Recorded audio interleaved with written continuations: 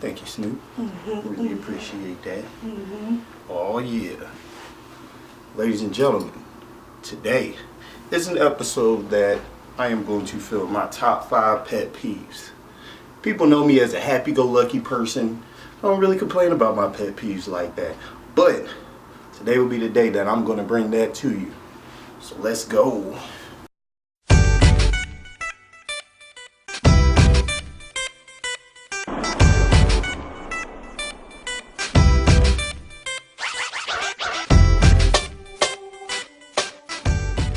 Alright, coming in at number 5. My 5th, top of the top list, 5th pet peeve has to be blaming social media for stuff. I hate when people blame everything for social media. Social media is not all bad. That's the thing. I think it goes back to how people view rap at one time. People always say, well, rap is the reason for all these people getting killed. No, it's really not. There is a such thing as people that can decipher what's real from what's fantasy. And you should be able to do the same thing for social media. If it comes down to social media, the things I don't like about social media is when people come on there bashing their significant other. I can't stand people that's always around drama. There are certain things you don't need to bring to social media, but that's really on that person to change that. You could use it for positive things, like promoting your business.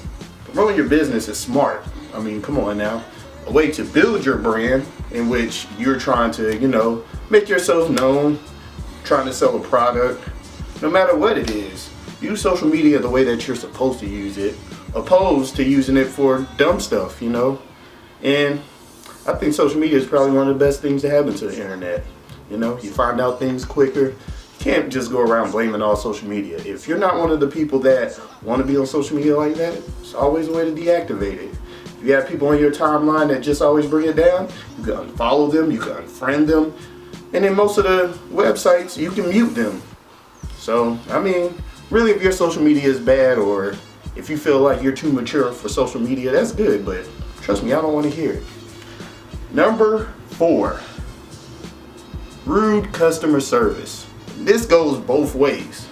It doesn't matter if it's me being rude or the person that's giving my food being rude. If you're being rude and you don't work there, I think you should tread lightly, because a lot of times people can spit your food, do all kind of stuff you don't know nothing about. Really, I'm about giving out the energy I want brought back to me. So I'm always nice to the server. But a lot of times the server, come on, y'all. If you don't want the job, just quit the job. Don't sit there and just, have an attitude anytime somebody asks you a question. You're there for a purpose. Don't sit there and, ruin somebody else's experience of coming to that restaurant because, you had a bad day. I understand, customer service, it really goes a long way. Really, a lot of times it marks if somebody's going to come back to your establishment or not. So, customer service, mostly for food, because I ain't gonna lie, I don't really eat fast food like that. I stopped eating fast food about a month ago, and I've been feeling a lot better. Also, fried foods, I don't eat that either. But, anytime if I have to go by a fast food place, I prefer that the customer service be somewhat good. If you're not having a good day, you're gonna have to do something else about that. But don't blame it on the customer. And customers, don't be rude to the people that's working there. They're just trying to do their job. Number 3, wasting my time.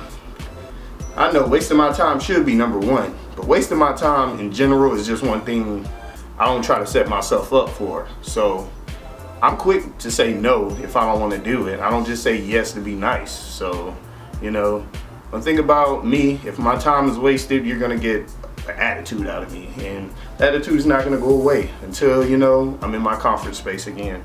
But I think a lot of people do have a habit of wasting other people's time when they don't know themselves what they want to do. At least if you're going to ask somebody what you need them to do, at least have it written out. At least know what it is that you want to do and don't waste my time.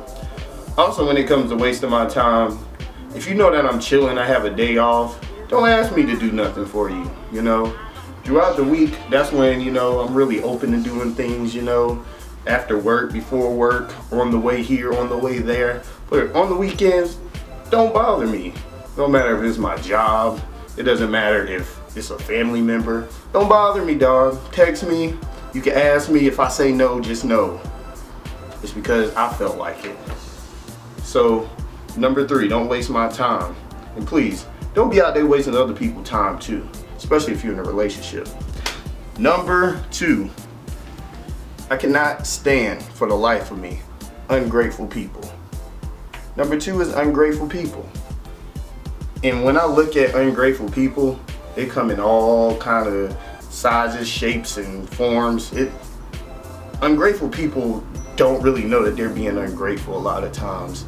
They're so used to being ungrateful that, their energy just drains down anybody when they walk in the room. So, thing is, if somebody does something for me and I don't like it, I'm not gonna sit there and be an asshole about it.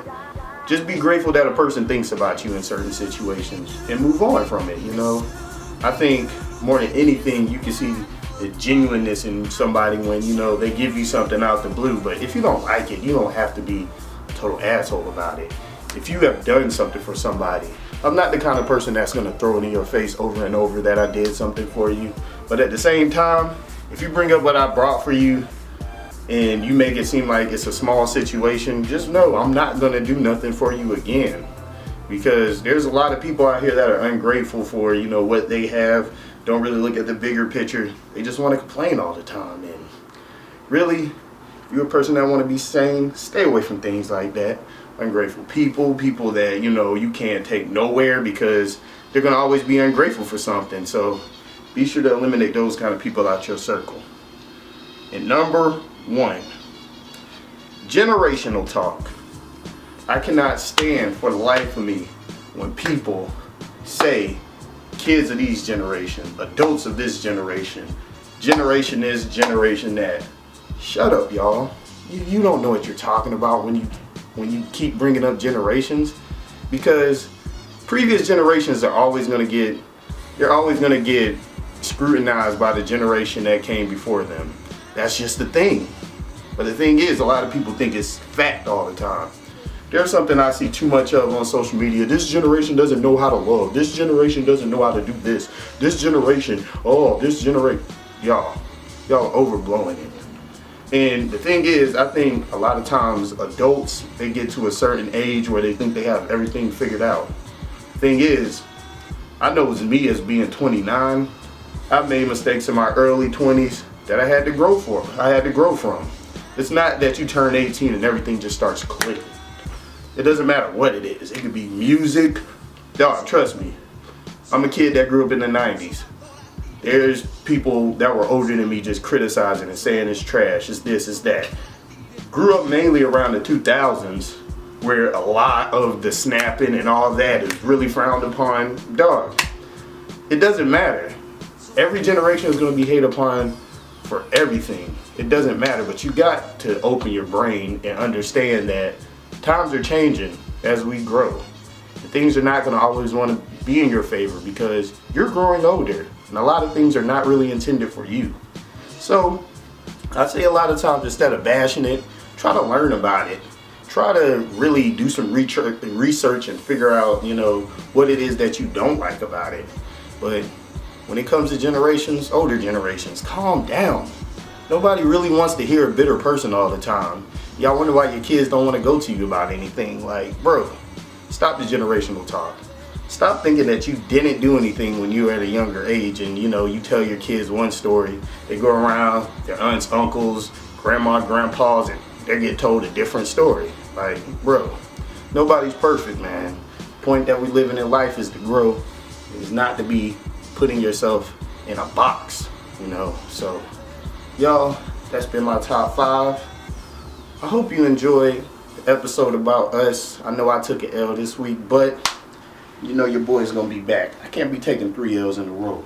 So it's been your boy Hayseuss, and oh shit, I'm out.